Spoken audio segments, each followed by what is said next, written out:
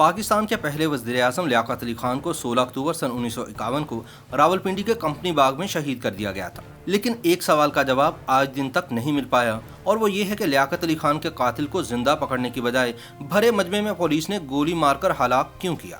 اگر قائد ملت کا قاتل زندہ پکڑا جاتا تو پاکستان کے پہلے وزیر اعظم کی شہادت کے پیچھے کار فرما لوگ بے نقاب ہو جاتے، اور شاید اسی وجہ سے قاتل کو بھی موقع واردات پر ہی مار دیا گیا۔ ایم ایس وینکٹ رامانی اپنی کتاب پاکستان میں امریکہ کا کردار میں لکھتے ہیں کہ پاکستانی حکام نے لیاقت علی خان کے قاتل سید اکبر کو ایک افغان شہری قرار دیا۔ افغان حکومت کے ترجمان نے فوراً پرزور دعویٰ کیا کہ اکبر کو اس کی قوم دشمن سرگرمیوں کی بنا پر افغان شہریت سے محروم کیا جا چکا تھا، اور انگریز حکام نے اسے صوبہ سرحد میں پناہ دے رکھی تھی۔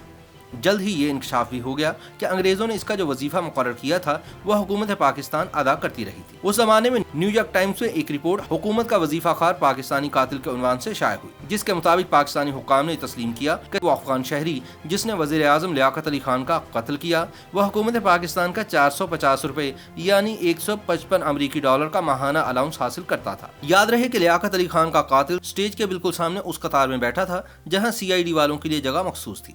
اپنی نشست سے وہ لیاقت علی خان کو بآسانی نشانہ بنا سکتا تھا، اور اس نے ایسا ہی کیا اور اس میں کامیاب بھی رہا۔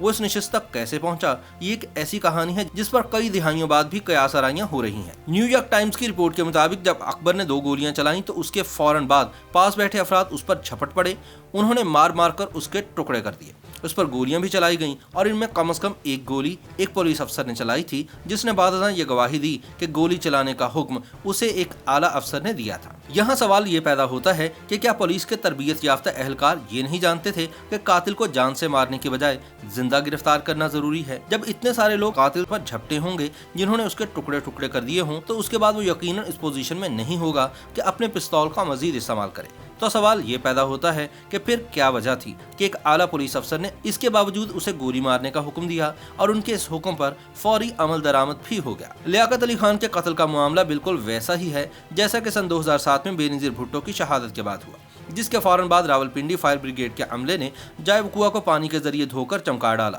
مشرف جنتا کا یہ عمل آج بھی ایک سوالیہ نشان ہے۔ اقوام متحدہ کے تحقیقاتی کمیشن کے مطابق جائے وقوع سے سینکڑوں شواہد مل سکتے تھے، مگر دھوئے جانے کے بعد صرف چند ایک شواہد ہی مل پائے۔ پاکستان میں لیاقت علی خان سے لے کر بے نظیر بھٹو تک جتنے بھی سیاسی لیڈر قتل ہوئے، ان کے قتل کی سازش کس نے، کب اور کیوں تیار کی، یہ آج بھی ایک راز ہی ہے۔ لیاقت علی خان کے قتل کی تحقیق کرنے والے افسر اور اس حوالے سے تمام دستاویزات ایک ہوائی حادثے میں انجام کو پہنچ گئی۔ سید نور احمد اپنی کتاب مارشل لاء سے مارشل لاء تک میں لکھتے ہیں کہ نوابزادہ اعتزاز الدین جو اس مقدمے کی تفتیش سے متعلق اہم کاغذات لے کر وزیر اعظم خواجہ ناظم الدین کی طلبی پر ان سے ملاقات کے لیے ہوائی جہاز کے ذریعے جا رہے تھے، فضائی حادثے میں جاں بحق ہو گئے۔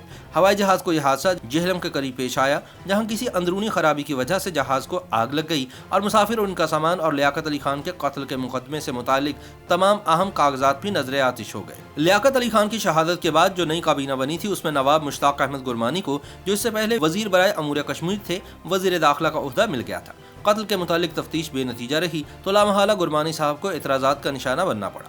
ان اعتراضات سے بچنے کے لیے انہوں نے بہت دیر بعد ایک مرحلے پر انگلستان کے اسکاٹ لینڈ یارڈ کی مدد حاصل کی، اور وہاں سے ایک ماہر سراغ رساں کو بلا کر تفتیش پر مامور کیا، لیکن یہ اقدام بھی محض اتمام حجت ثابت ہوا۔ اس سے لیاقت علی خان کے قتل کے اسباب پر کوئی روشنی نہ پڑ سکی۔